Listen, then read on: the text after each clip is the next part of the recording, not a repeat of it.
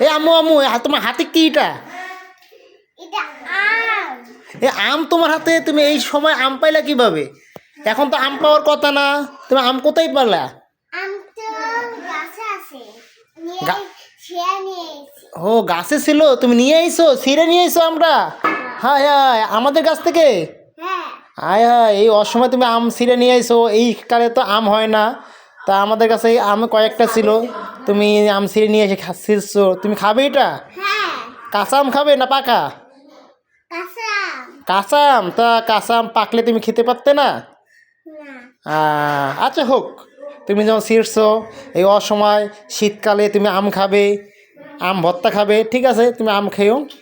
দেখেন বন্ধুরা, যারা যারা আম খেতে চান তারা তারা আমাদের কাছে যোগাযোগ করতে পারেন, আম খেতে পারবেন।